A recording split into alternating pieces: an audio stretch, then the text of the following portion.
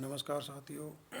आज अपन मुद्रास्फीति पर नियंत्रण की विधियां का अध्ययन करेंगे।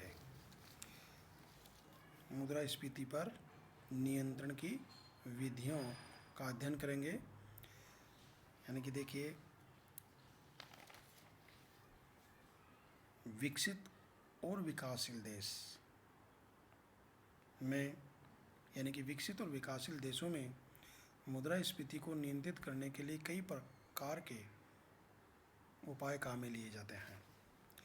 विभिन्न उपायों का चुनाव मुद्रास्फीति की प्रकृति, उसका स्वरूप और देश की विशेष आर्थिक परिस्थितियों पर निर्भर करता है। अब मुद्रास्फीति को नियंत्रित करने के जो उपाय हैं उनको अपन ने 3 भागों में बांटा है। पहला मौद्रिक उपाय है, दूसरा राजकोषीय उपाय और तीसरा भौतिक और अन्य उपाय है। तो सबसे पहले अपन मौद्रिक उपाय को लेंगे। देखिए, मौद्रिक उपाय के अंतर्गत क्या होता है कि बैंक दर, खुले बाजार की क्रियाओं, एसएलआर और सीआरआर। एसएलआर का मतलब होता है स्टैट्यूटरी लिक्विडिटी रेशियो, वैधानिक नगद कोष अनुपात, और सीआरआर का मतलब होता है कैश रिजर्व रेशियो, यानी कि नगद कोष अनुपात आदि के माध्यम से या आदि के द्वारा यानी कि मुद्रास्फीति को नियंत्रित किया जाता है। तो मौद्रिक उपाय में देखिए अपन, मुद्रास्फीति अत्यधिक मुद्रा प्रसार के कारण उत्पन्न होती है। अतः सरकार तथा केंद्रीय बैंक इसको नियंत्रित करने के लिए मुद्रा तथा साख मुद्रा की पूर्ति पर अंकुश लगाते हैं। मुद्रास्फीति के समय सरकार को केंद्रीय बैंक पर अतिरिक्त मुद्रा जारी करने का दबाव नहीं डालना चाहिए तथा नोट निर्गमन प्रक्रिया को कठोर बनाया जाना चाहिए। रिजर्व बैंक बैंक दर में वृद्धि, खुले बाजार की क्रियाओं के माध्यम से सरकारी प्रतिभूतियों की बिक्री, वैधानिक नगद कोष अनुपात एसएलआर तथा नगद कोष अनुपात सीआरआर आदि को बढ़ाकर साख की मात्रा को नियंत्रित करता है। यानी कि देखिए, खुले बाजार, अब आप इसमें आप आइए खुले बाजार की क्रियाएं। खुले बाजार की क्रियाएं क्या होती है? खुले बाजार की क्रियाओं के अंतर्गत रिजर्व बैंक सरकारी प्रतिभूतियों को बेचता है, जो विशेष रूप से बैंक इन प्रतिभूतियों को खरीदते हैं। वे नगद आरक्षण के रूप में उनका भुगतान करते हैं। उनके नगद आरक्षण कम हो जाने से उनकी व्यावसायिक फर्मों को उधार देने की क्षमता कम हो जाएगी, जिससे साख की मात्रा कम होगी और मुद्रास्फीति भी कम हो जाएगी। यानी कि देखिए, सरकारी खुले बाजार की जो क्रियाएं हैं उनमें क्या किया जाता है कि रिजर्व बैंक है वो सरकारी प्रतिभूतियों को बेचता है, और ख़रीदता कौन है? कॉमर्शियल बैंक, व्यापारिक बैंक खरीदते हैं।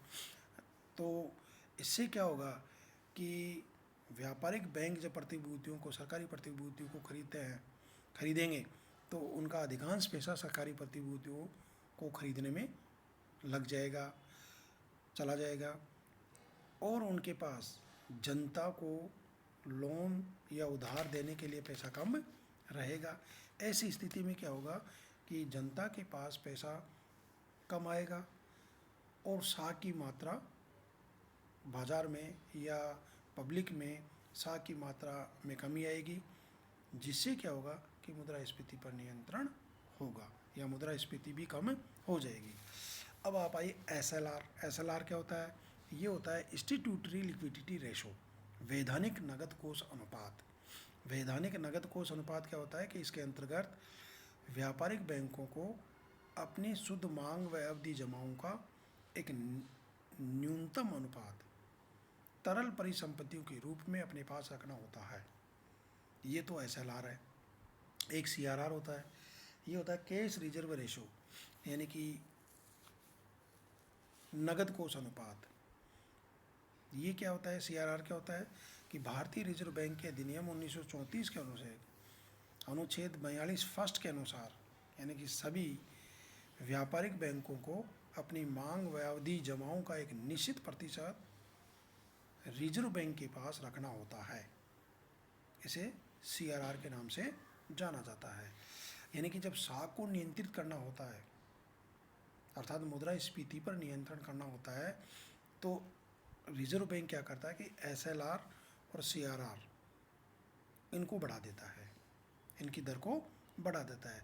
और इनकी दर को जब बढ़ा देता है तो ऐसी स्थिति में क्या होगा कि कॉमर्शियल बैंकों को पहले की तुलना में यानी कि ज़्यादा मात्रा में यानी कि राशि अपने पास और रिजर्व बैंक के पास जमा करानी होती है, जिससे क्या होता है कि बैंक कॉमर्शियल बैंकों के पास, व्यापारिक बैंकों के पास जनता को उधार देने के लिए पैसा कम रह जाता है और वो जनता को कम उधार दे पाते हैं, जिससे साख की मात्रा कंट्रोल पे हो जाती है, अर्थात साख की मात्रा में कमी आती है और मुद्रास्फीति में भी कमी आती है।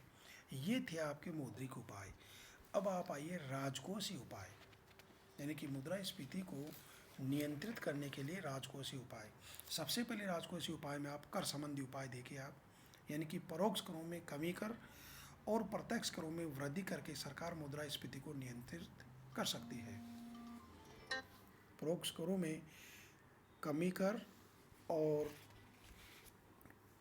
प्रत्यक्ष करों में वृद्धि करके सरकार मुद्रास्फीति को नियंत्रित कर सकती है।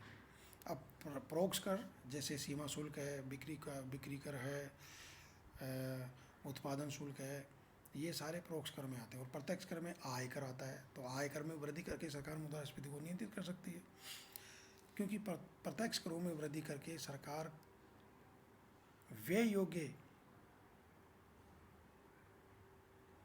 आय कम कर सकती है। दूसरा है सरकारी व्यय में कमी। सरकारी व्यय में कमी करके मुद्रास्फीति को कम किया जा सकता है। योजना व गैर योजना दोनों प्रकार के व्यय को यथासंभव कम किया जाना चाहिए। एक है सार्वजनिक कर्ज। जब सरकार जनता से सार्वजनिक ऋण लेती है तो इससे भी मुद्रास्फीति कम होती है, क्योंकि ऋण के माध्यम से लोगों के पास धन कम बचेगा, ठीक है, और मुद्रास्फीति पर कंट्रोल किया जा सकेगा। अगला है बजट घाटे को नियंत्रित करना। बजट घाटे को नियंत्रित करना यानी कि बजट घाटे को कम करके भी मुद्रास्फीति को नियंत्रित किया जा सकता है। अब आप आइए, अगला था भौतिक और अन्य उपाय। भौतिक और अन्य उपाय में यानी कि राशनिंग व मूल्य नियंत्रण भी मुद्रास्फीति को रोकने में सहायक होते हैं। सरकार सार्वजनिक वितरण प्रणाली का उपयोग करके समाज के कमज़ोर वर्ग को लाभ पहुंचाने का प्रयास करती है। इसके अलावा यानी कि राष्ट्रीय आय नीति के द्वारा भी राष्ट्रीय आय नीति निर्धारित करके भी यानी कि क्या किया जा सकता है, मुद्रास्फीति को कंट्रोल किया जा सकता है। ये थे यानी कि मुद्रास्फीति को नियंत्रित करने के उपाय।